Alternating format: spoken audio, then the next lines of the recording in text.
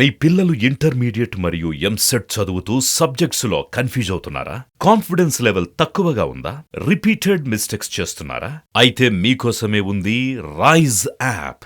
1 lakh question bank, performance analysis, online classes by experts, ఇంకా మరెన్నో features తో మీ ముందుకొచ్చింది రైజ్ ద పర్ఫెక్ట్ గైడ్.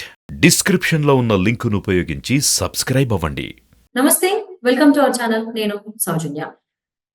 ఆంధ్రప్రదేశ్లో భీమవరంలో జరిగినటువంటి సభలో ఆంధ్రప్రదేశ్ ముఖ్యమంత్రి జగన్మోహన్ రెడ్డి గారు పవన్ కళ్యాణ్ గారి పెళ్లికి సంబంధించి కామెంట్స్ చేస్తూ వస్తున్నారు. ఏ సభకి వెళ్ళినా గవర్నమెంట్ కి సంబంధించి ఆయన పవన్ కళ్యాణ్ పెళ్లికి సంబంధించి టాపిక్ తీసి దాని గురించే మాట్లాడుతుంటారు. అది పిల్లల గురించి సంబంధించినటువంటి సభ అయినా కానీ పెద్దలకు సంబంధించిన సభ అయినా.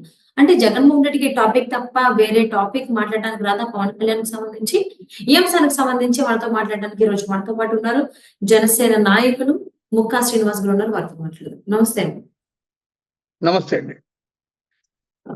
ముక్కా శ్రీనివాస్ గారు, అంటే ఎప్పుడైనా కానీ ఏ సభ నిర్వహించినా గవర్నమెంట్ కి సంబంధించి ఆ సభలో జగన్మోహన్ రెడ్డి మాట్లాడాలంటే స్టార్టింగ్ ఏదో ఒకటి మాట్లాడి ఫైనల్లీ ఏంటి అంటే పవన్ కళ్యాణ్ గారి పెళ్లికి సంబంధించి ఆయన టాపిక్ మాట్లాడుతూ ఉంటారు.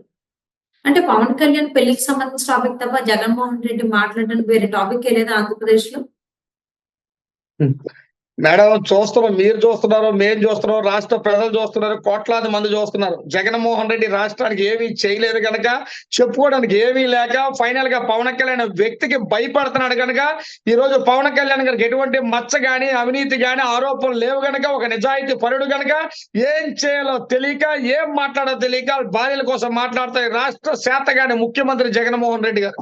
జగన్మోహన్ రెడ్డి గారు ఏదైనా ఉంటే ప్రజలకు ఏ మంచి చేశాను, ఇగో ఈ హోదా తెచ్చాను, ఈ మద్యపానం నిషేధం చేశాను, ఇంతమంది వేల మందికి ఉద్యోగాలు ఇచ్చాను, ఉపాధి తెచ్చాను, ఒక 100 ఫ్యాక్టరీలు తెచ్చాను, ఒక 10-15 సాఫ్ట్వేర్ కంపెనీలు తెచ్చి యువతకి ఇచ్చాను, ఇవి చెప్పుకోవాలండి. ఇవన్నీ చెప్పుకోవడానికి ఏమీ లేదు. ఎంతసేపు దోసేయడం తప్ప ఏమీ చేయలేక ఒక ముఖ్యమంత్రి స్థానంలో ఉండి కూడా దిగజారిపోయి చేతగాక ఒక వార్డు మెంబర్ లాగా ఈ రోజు పవన్ కళ్యాణ్ గారి భార్యల కోసం, పెళ్లిల కోసం, ప్యాకేజీల కోసం మాట్లాడిన చేతగాని అవినీతి ముఖ్యమంత్రి మన రాష్ట్ర జగన్మోహన్ రెడ్డి. మన దౌర్భాగ్యం కాకపోతే ఇలాంటి ముఖ్యమంత్రిని ఎన్నుకున్నామని చెప్పి ప్రజలు చూస్తున్నారు, ప్రజలు బాధపడుతున్నారు. మేడం, ఎవడైనా సరే ముఖ్యమంత్రి అన్న స్థాయిలో ఒక భార్యల కోసం మాట్లాడతారా? ఆయనకు ఒక భార్య ఉంది, ఆయనకి 2 ఆడపిల్లలు ఉన్నారు. తోటి ఆడపిల్లలను గౌరవించవలసిన ఒక ముఖ్యమంత్రి పిల్లల మీటింగుల్లో కానీ, స్కూల్ మీటింగుల్లో కానీ, కాలేజీ మీటింగుల్లో కానీ, ఒక డోక్రా మీటింగుల్లో కానీ భార్యల కోసం మాట్లాడుతున్నట్టే పవన్ కళ్యాణ్ గారి ఒక నీతి మంత్రి కోసం ఈ జగన్మోహన్ రెడ్డి గారి మాట ఆయన విజ్ఞప్తిగా వదిలేయాలి. మేడం, జనాలు చూస్తున్నారు, రానున్న కాలంలో బుద్ధి చెప్తారు జనాలు. అంటే జనరల్లీ ఏదైనా గవర్నమెంట్ సంబంధించి ఈ సభలు ఏమైనా జరిగాయి అని అంటే ఆ సభకు సంబంధించో లేకపోతే ఆ సభ ఇంతకు ముందు ఎక్కడ జరిగింది ఈ కైండ్ ఆఫ్ మాటలు మాట్లాడుతూ ఉంటారు కదా నాయకులు. కానీ జగన్మోహన్ రెడ్డి ఎందుకు పవన్ కళ్యాణ్ కి సంబంధించి టాపిక్ మాట్లాడి మళ్ళీ తీసి పెళ్లికి సంబంధించి మాట్లాడుతుంటారు? అక్కడ ఉన్నటువంటి ప్రోగ్రామ్ బేస్ మీద కదా మాట్లాడారు. ఆ ప్రోగ్రామ్ లోనే ఏమైనా బిక్కట్ లేక సత్తా లేక కదా మేడం ఆ ప్రోగ్రామ్ పెట్టారంటే. ఇప్పుడు 1,00,000 మందికి, ఇప్పుడు ఇందాక చెప్పాం, 1,00,000 మందికి ఇల్లు ఇచ్చామంటే 1,00,000 మందికి ఎక్కడ ఇచ్చావు? లేకపోతే చెప్పాలి కదా లెక్కలతో సైతంగా. ఒక 10,000 20,000 మందికి ఇచ్చేసి 1,00,000 మంది ఇల్లు ఇచ్చేసాం, 1,00,000 మందికి డోక్రా మాఫీ చేసాం, ఒక 10 కోట్ల మందికి రుణమాఫీ జరిగిపోయింది, 1 కోటి మందికి నేను అమ్మఒడి ఇచ్చేస్తానని చెప్పి లెక్కలే తప్ప దాన్ని క్లారిటీగా జనాలకి విడనేస్తే రాళ్ళు ఇసురు కొడతారు. ఆ విషయం తెలుసు. నేను దొరికిపోతాను, రాష్ట్రాన్ని తాకట్టు పెట్టాను, ఉన్న భూములన్నీ కలిపి తాకట్టు పెట్టి అమ్మేశాను, గవర్నమెంట్ ఆఫీసులు అమ్మేశాను, కలెక్టర్ ఆఫీసులు అమ్మేశాను, హాస్పిటల్స్ అమ్మేశాను, ఇవన్నీ అమ్మేశాను. జనాలకు ఏం చెప్పగలడు? ఏం మొగ్గం పెట్టి చెప్పగలడు? జనాలు చదువుకున్నారంటే యువత ప్రతి ఒక్కరి చేతిలో ఫోను, వాట్సాప్, ట్విట్టర్, ఫేస్బుక్ ఇవన్నీ ఉంటున్నాయి. సేవ సిటికమంటే నిమిషాల్లో వచ్చేస్తున్నాయి. దాని నుంచి మైండ్ డైవర్ట్ చేసి ప్రజల్ని, విద్యార్థులు మార్చడం కోసమే కేవలం పవన్ కళ్యాణ్ గారి భార్యలు వస్తుంది. మీరు చూసారు లేదో, వాళ్ళ తమ్ముడు హత్య కేసులో రేపు అరెస్ట్ చేస్తున్నారు అనగా ఈ ముందు రోజు ఏం చేశాడు? పవన్ కళ్యాణ్ గారి భార్యల కోసం మాట్లాడతాడు. అంటే డైవర్ట్ చేయడం, యువతను అటుపక్క మార్చాడు. ఈ విషయాన్ని మర్చిపోవడం. రేపు పొద్దున జగన్మోహన్ రెడ్డి ట్రయల్ రన్ వస్తుంది, ఎల్లుండి మళ్ళీ కోర్టుకు వెళ్ళాలన్నప్పటికీ మళ్ళీ పవన్ కళ్యాణ్ గారి భార్యలకు వస్తుంది. రాష్ట్రంలో ఎటువంటి అవినీతి జరిగినా, ఈయన మీద ఎలాంటి నిరూపణలు వస్తున్నా సరే ఆ రోజు పవన్ కళ్యాణ్ గారి భార్యలు మాత్రమే జగన్మోహన్ రెడ్డి గారు గుర్తొస్తారు తప్ప ఏవి గుర్తురాదు. పవన్ కళ్యాణ్ వీళ్ళకి ఒక భార్యను పెళ్లి చేసుకొని 10 మంది భార్యలు ఉంచుకోలేదు.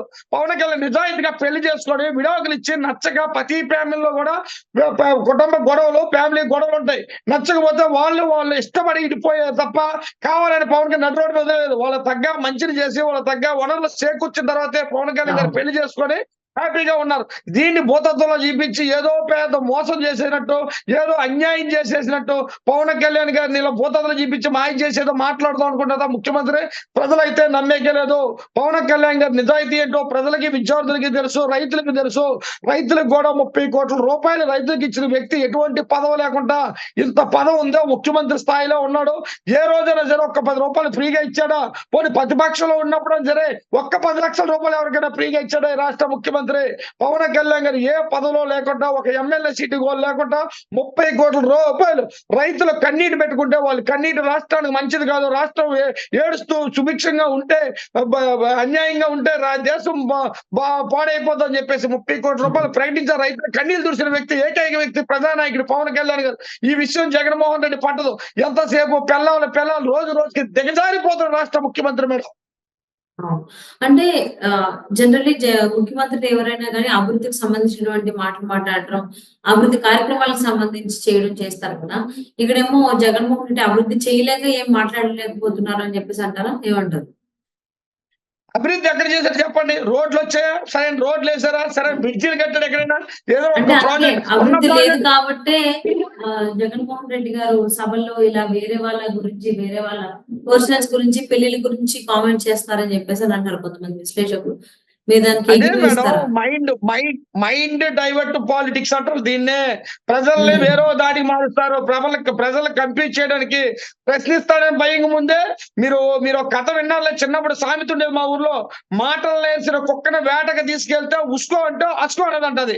అలాగా ఈయన మనం ఒకటి అడిగితే ఇంకోటి చెప్తాడు. ఈయన మాకేం చేసావు అని అడిగితే పవన్ కళ్యాణ్ గారు 3 పెళ్లి చేసుకున్నారు అంటాడు. మా ఉద్యోగాలు ఏమని అడిగితే పవన్ కళ్యాణ్ గారు 3 పెళ్లి చేసుకుంటాం. మా రోడ్లు సరిగ్గా లేవంటే పవన్ కళ్యాణ్ గారు 3 పెళ్లి చేసుకున్నారు అంటారు. ఈయనకి ఏమైనా సిగ్గుందని కనీసం ఓ రాష్ట్ర ముఖ్యమంత్రి 175 మంది ఎమ్మెల్యేలు ఇచ్చారు. ఏం చేస్తున్నాడు నాకు అర్థం కాదు. ఎంత సుఖ సంతోషంతో ఉండాలా మన రాష్ట్రం? ఎంత బాగుండాలా? ఎన్ని ప్రాజెక్టులు తేవాలా? ఎన్ని ఇండస్ట్రీలు తేవాలా? ఎంతమంది ఉద్యోగాలు రావాలా? ఆ రకం తీసుకెళ్ళకుండా ఆయన ఎంతసేపు పెళ్లిల కోసం మాట్లాడుతున్నాడంటే ఎంత శాతగాని ముఖ్యమంత్రి అయిపోతున్నాడు ఈ జగన్మోహన్ రెడ్డి గారు. మీకు మాకు అందరికీ తెలుస్తుంది. అందుకే కదా వాళ్ళ సొంత పార్టీలోనే, అధికార పార్టీలోనే ఎమ్మెల్యేలే ఈ రోజు పక్క పార్టీలో పోతారంటే అసహించుకుంటారు. ఇలాంటి నియంత ముఖ్యమంత్రిని మేము ఎప్పుడు చూడలేదు. నేను చిన్నప్పటి నుంచి రాజకీయాలు చూశాను. ఎంతో మంది ముఖ్యమంత్రులు మారారు. వీళ్ళ తండ్రి రాజశేఖర రెడ్డి గారు కూడా చాలా బాగా పరిపాలించారు తప్ప ఈయనంత ఘోరంగా, ఈయనంత నియంత్రణగా అయితే మరి ఏ ముఖ్యమంత్రి లేడు. చెప్తున్నా కదా, ఓన్లీ చిన్న పిల్లడి శాస్త్రం, వెకిలి శాస్త్రం. ఒక పెళ్లిలో నవ్వుతాడు, ఒక సావులో నవ్వుతాడు, పిల్లల కోసం మాట్లాడతాడు, ప్యాకేజీల కోసం మాట్లాడతాడు తప్ప ఈయన చేసే మంచి పనుల కోసం ఏ రోజైనా చెప్పాడా? ఈయన ఏమైనా పరిశ్రమలు తెచ్చారని ప్రజలు చెప్పాడా? సంక్షేమాల కోసం చెప్పాడా? ఏమి చెప్పడు. గాలి కుదిలేస్తాడు, గట్టిగా ప్రశ్నిస్తాడని టైం వచ్చిన వల్ల పవన్ కళ్యాణ్ గారి భార్యలు మాత్రమే గుర్తొస్తారు ఈయనకి. అవును. సో అంటే ప్రతిసారి కూడా అలాగా పర్సనల్ గా అటాక్ చేయడం అనేది మీరందరూ కూడా ఎలా ఎదుర్కొంటారంటారు జనసేన నాయకులుగా? ఏం చేస్తారు ఎప్పుడు మీరు వైపు నుంచి? తగ్గమండి.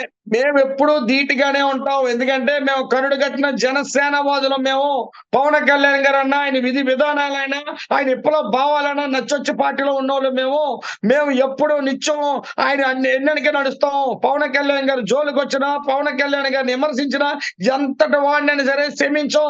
అన్ని తెగించున్న వాళ్ళం, జన సైనికులు, జనసేన వీరులను, జనసేనలో ఆయన అడుగుజాల్లో నడుస్తున్నాం. ఈ రోజు రాష్ట్రం బాగోడు కోసమే ఒక మెట్టు దిగి టీడీపీతో మనం పొత్తు పెట్టుకోవడం జరిగింది. రాష్ట్రాన్ని ఇమీడియట్లీ రాష్ట్ర ప్రభుత్వాన్ని మార్చకపోతే రాష్ట్రం సర్వనాశనం అయిపోతారు. ఒకే ఒక ఇదితో మేము పొత్తు పెట్టి రాష్ట్రం 2024లో టీడీపీ జనసేన ప్రభుత్వం నిర్వహించడానికి రెడీగా ఉన్నాం. మేము సిద్ధంగా. తప్పకుండా అండి. ఇప్పుడున్నటువంటి ప్రభుత్వం మీద ప్రజలందరికీ కూడా విముఖతే ఉంది, వ్యతిరేకతే వినిపిస్తూ ఉంది, చూపిస్తూ ఉన్నారు కూడా వాళ్ళు కూడా. సో మరి రాబోయేటువంటి రోజుల్లో ఆయన పద్ధతి మార్చుకుంటారా జగన్మోహన్ రెడ్డి, లేకపోతే ఇదే పద్ధతిని ఆయన ఫాలో అవుతారనేది వేచి చూద్దామండి.